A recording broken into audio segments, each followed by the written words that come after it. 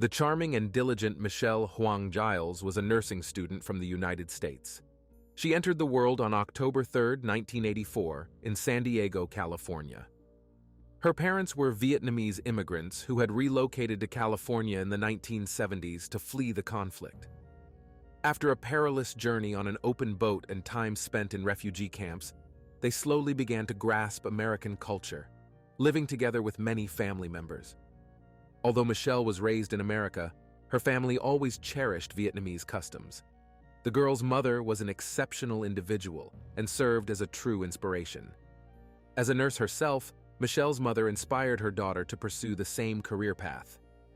Being the oldest of 15 cousins, Michelle consistently looked after her younger siblings and acted as a second mother to them. She was raised in San Diego's Rancho Penasquitos neighborhood, a suburb with abundant parks, family-friendly coffee shops, and highly regarded public schools. It was a secure environment where a large, tight-knit Vietnamese family enjoyed spending time together. In 1994, when Michelle was 10 and her brother Michael was 7, their mother discovered she had breast cancer. To protect her children from fear and sorrow, she concealed her diagnosis and suffered silently. The children only learned the truth after her passing in 1999. They had no idea that their mother had been battling this fight alone for years, selflessly sacrificing her own emotions to shield them from the devastating news. It was challenging for everyone, particularly 14-year-old Michelle, who tried to remain strong and care for her brother. Following their mother's death, they moved in with their aunt, who was raising several children their age. There, they found support and could share their grief with relatives. Michael took his mother's loss extremely hard, and over time Michelle had to become more than just a sister to him, serving as a mentor. At the same time, she developed a special bond with her cousin Christina, which was incredibly valuable to her. Christina helped Michelle navigate her teenage years, the most challenging period after her mother's death, as the girls were always together. In return, Michelle taught Christina the intricacies of womanhood, helping her write her first love letter, shopping for her first bra, and teaching her how to pluck her eyebrows, apply makeup, and straighten her hair. Michelle's attractiveness often caught the attention of young men, but she was too shy to engage with them. However, one day at a cafe, Michelle found herself sharing a table with a girl named Jazelle Divac Esteban, and they eventually became best friends. Michelle's outgoing nature helped the quiet, reserved Jazelle come out of her shell. The girls enjoyed movies together, visited each other, had fun, and discussed boys. They had much in common, as Jazelle also came from a Filipino-American immigrant family, grew up in San Diego, and was raised in a close-knit, hard-working family. Both girls were ambitious, with Michelle wanting to honor her mother's memory by becoming a nurse. Soon, Jazelle also became excited about pursuing a career in medicine. They graduated from high school together in 2002 and applied to college to prepare for nursing school. The friends moved to San Francisco for a change of environment, greater independence, and more opportunities. Michelle and Jazelle initially attended different colleges, focusing intently on their studies while maintaining contact. However, in the spring of 2003, Michelle transferred to her friend's college, where she formed many new friendships, including one with a guy named Scott Marasigan. Although Michelle and Scott instantly connected, they chose to remain friends rather than pursuing a romantic relationship. By fall, Jazelle and Scott began spending significantly more time together.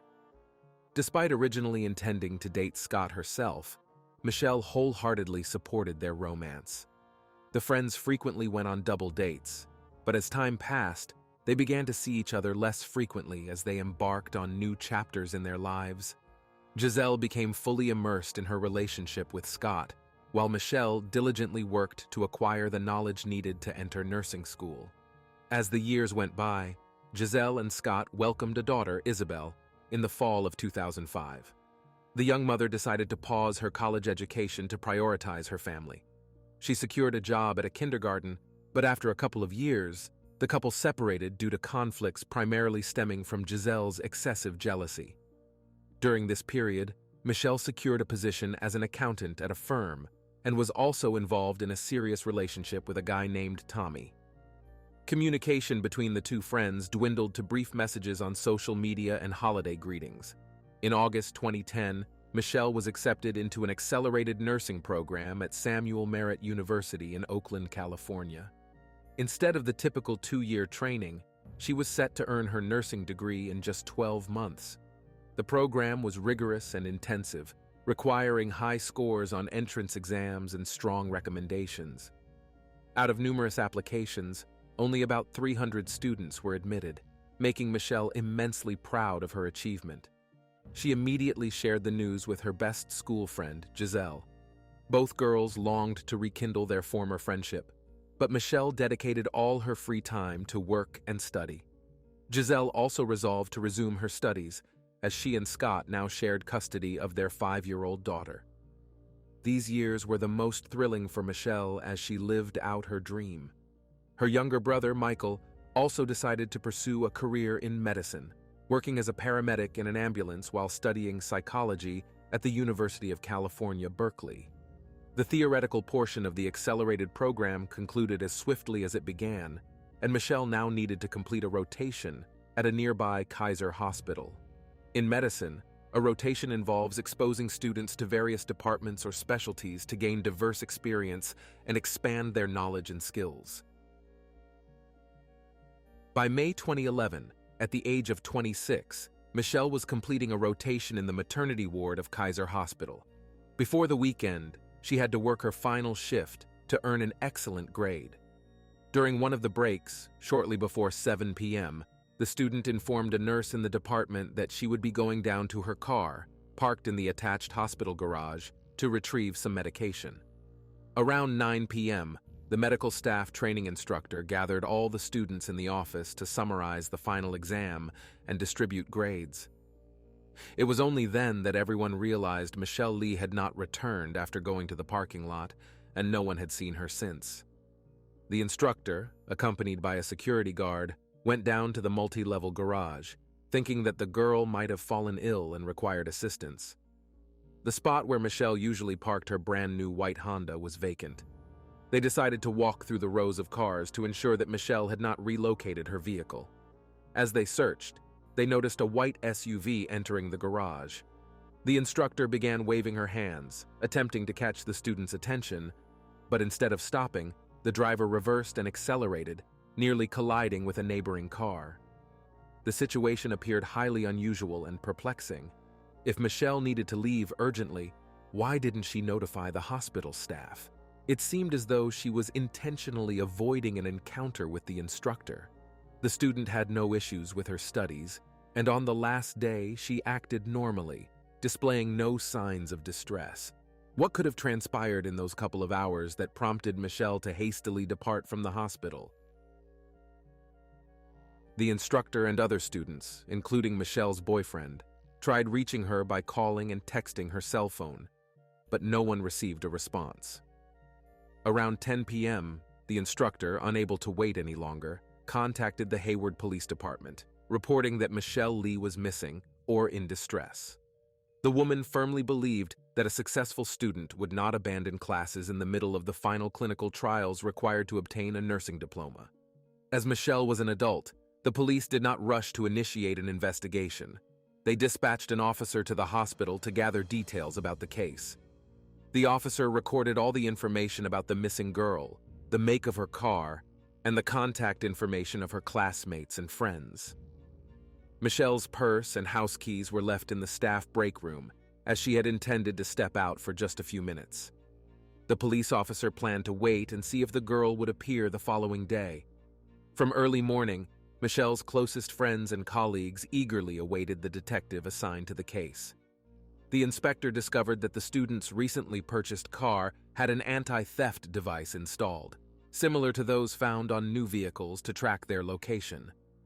It didn't take the detectives long to locate the car, which was parked in the guest parking lot near one of the townhouses on Ponderosa Court, just a 2-minute drive and about 3 miles from Kaiser Hospital. The car was unlocked and showed no external damage. Through the tinted windows, officers could see several open packages from an online store, a pair of shoes from a catalog, and a purse containing prescriptions issued at pharmacies inside the back seat. It seemed that Michelle had gone to retrieve these medicines that evening. In the front, there was a can of soda in the cup holder and a small stain on the front passenger seat. The car appeared relatively clean due to its newness. It didn't even have metal license plates, only paper ones from the dealership. Without a search warrant, the police could only inspect the vehicle from the outside. Upon looking underneath, they noticed several grassy stems caught on one of the doors, indicating that the car had recently been driven off-road. The detectives were puzzled as to why Michelle had left her car there, as none of her friends lived in this complex. After questioning the locals, they learned that the car was most likely parked there early in the morning, as one witness had seen headlights at 4 a.m. and heard someone talking. However, the identity of this person remains unknown, as the witness did not look out the window. To conduct a thorough forensic examination, the Honda was towed to a police parking lot. After obtaining a warrant, a team of forensic experts could then check the interior for any clues that might provide insight into the car owner's disappearance. Michelle's former boyfriend, Tommy, sent a message to her brother Michael and cousin Christina about the disappearance. Initially, neither Michael nor Christina took his message seriously, assuming that the young couple had simply argued and that Michelle was not answering the phone because she did not want to communicate with Tommy. However, when they themselves could not reach the girl, they began to genuinely worry. Unexpectedly, on May 27th, around 12:45, all of Michelle's friends started receiving messages from her. The girl explained that she had not disappeared and that there was no need to search for her. She stated that she was going through a moment in her life where she just wanted to be alone. She attributed her lack of response to phone problems. Everyone breathed a sigh of relief upon hearing this. The detective leading the case immediately dialed Michelle's number, but the girl once again ignored the call, responding with an SMS message saying that her phone was discharged and she was looking for a charger. And after that, at 2 p.m., all calls automatically started going to voicemail. Meanwhile, the police finally managed to obtain footage from the surveillance cameras in the garage. However, before they could glean any information, they had to view more than 100 hours of video from different angles, frame by frame. The footage showed the girl walking briskly from the hospital towards the garage via a pedestrian bridge. It was evident that she was in a hurry, as she had to return within a few minutes. The forensic team analyzed the car's interior and made a discovery. Tucked under the front passenger seat was an identification badge belonging to a certain Elaine San Augustin, an assistant instructor from the Samuel Merritt School of Nursing. It turned out that this was a pass for a new employee of the institution who had not even started work yet. The question remained: what connection could this unknown woman have to the student's disappearance? The evidence discovered led investigators to believe that Michelle was no longer alive. Inside the car, bloodstains were found on the back seat, along with smeared traces on the passenger door and mat. Detectives surmised that the injured girl had been lying right there. The blood belonged to the owner of the Honda, Michelle Lee, and based on the quantity, the attack appeared to have been quite violent. Erased bloodstains were also found in the hospital parking lot, where Michelle's SUV was parked, indicating that the attack had taken place within the garage. Experts also collected fingerprints from inside the cabin and several hairs for subsequent DNA analysis. As the police did not disclose the investigation details, Michelle's family and friends continued to hope for her safe return. When the detective spoke with the missing student's loved ones, he learned about Michelle's long-standing friendship with Jazelle Esteban. Although the girls had not been close recently, the officer deemed it necessary to speak with her, considering the possibility that the secret to the disappearance might lie in Michelle's past. Jazelle's apartment was located in Union City, just a 10-minute drive from Kaiser Hospital. Upon opening the door, the hostess seemed slightly annoyed to learn that the conversation would revolve around Michelle Lee. She did not express much concern about her disappearance and behaved far from how a friend would. Jazelle explained that Michelle was not as perfect as she initially appeared, possessing the ability to conceal a mean nature behind a veneer of virtue. She accused Michelle of being a liar and once betraying her by hitting her where it hurt the most, sleeping with Jazelle's fiancé. Jazelle was aware that Michelle and Scott Marasegan had dated for a month. Despite believing their relationship had ended, she began to notice that they continued to flirt with each other. Both her friend and boyfriend categorically denied any connection beyond friendship, but Jazelle saw the way her fiancé looked at Michelle. Her suspicions were confirmed when her friend shared an intimate secret about an aborted pregnancy with Scott instead of her. This incident left Jazelle feeling not only betrayed but also realizing that the two people closest to her, whom she trusted the most, had been lying to her. They both maintained that there had never been a close relationship between them, but Jazelle was convinced that this too was a blatant lie, and that Scott had cheated on her with her best friend. Even after Jazelle and Scott broke up, she remained in contact with Michelle and knew that the two of them continued to communicate, assuring everyone that they were just friends. At the time, Jazelle was in her 3rd month of pregnancy and was unlikely to have the physical strength to confront the girl on her own. While the police were conducting their investigation, family members, friends, volunteers, and concerned citizens refused to give up hope of finding Michelle. Even relatives from Vietnam came to support their loved ones. They all made efforts to keep her name in the media spotlight. They created T-shirts with her photo, distributed flyers, and established a website that served as the hub for all new information about the student.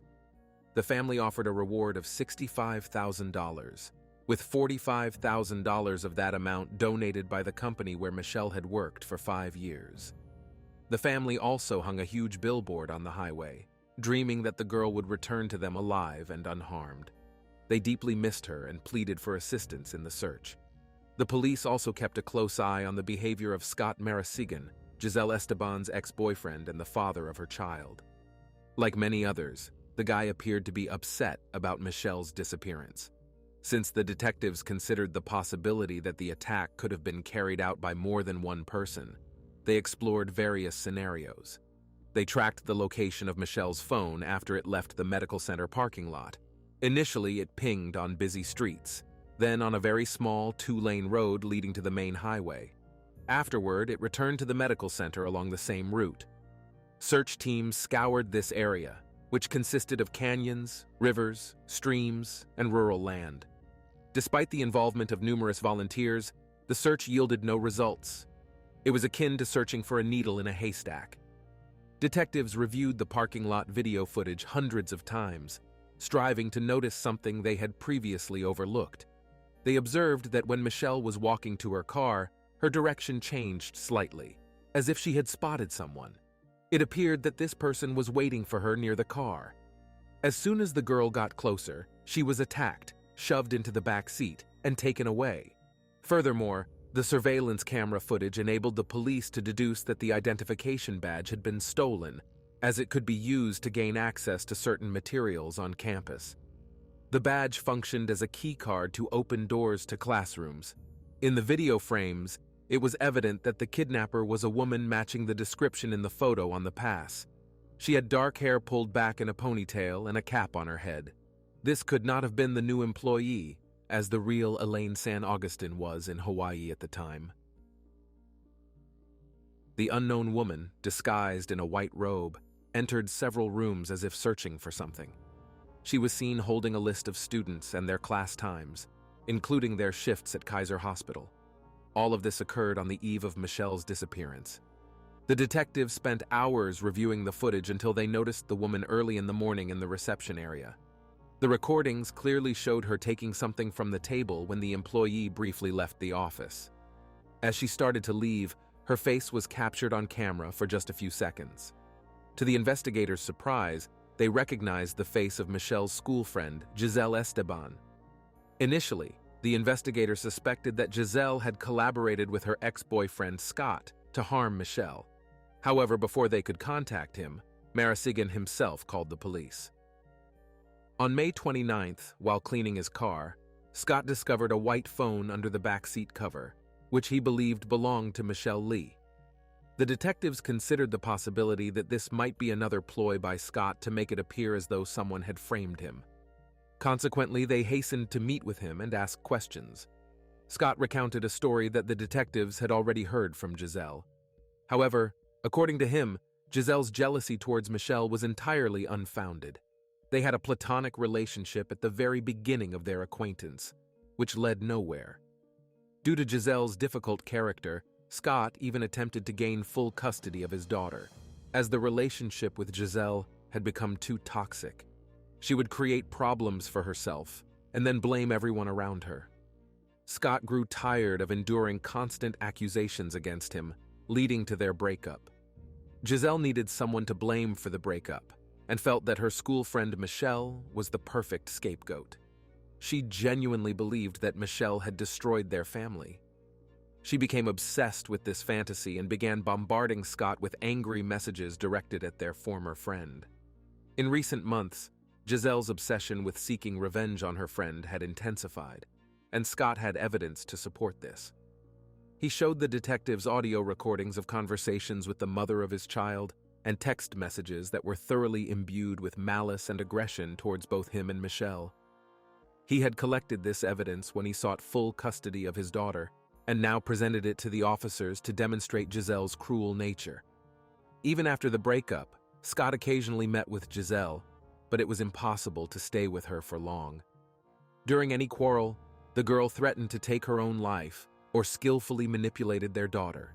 However, what irritated her the most was the fact that Michelle had been dating a new boyfriend, Tommy, for several years, and their relationship was quite serious. Michelle was completing her education at the nursing school and was directly pursuing her dream. She did not take the threatening messages addressed to her seriously, simply because she had no time for that. Jazelle Esteban was summoned for questioning. The girl became so confused in her testimony that she inadvertently revealed that she had gone to Kaiser Hospital on the day of Michelle's disappearance. She claimed to have seen her from a distance, but did not approach her. After obtaining a search warrant for Jazelle Esteban's apartment, the police were able to collect a sample of her DNA and also discovered blood spots on her shoes. It was later confirmed that the blood belonged to Michelle. Jazelle was arrested on September 7, 2011, and charged with the murder of Michelle Lee, even though the girl's body had not yet been found at that time. Authorities asserted that there was sufficient evidence to proceed without a body. Jazelle's phone was pinged in the same locations and at the same times as Michelle's phone, suggesting that Jazelle had used her friend's car to dispose of her. She had intended to return the car to the parking lot, but noticed the instructor and the guard in the garage who were searching for the missing student. Consequently, she abandoned the car in one of the nearest parking lots. However, traces of Jazelle's presence remained in the Honda's interior, including on the turn signal and her black hair on the driver's seat. On September 17th, one of the search dogs began to exhibit anxious behavior in the vicinity of another canyon. The dog ultimately led its owner to human remains.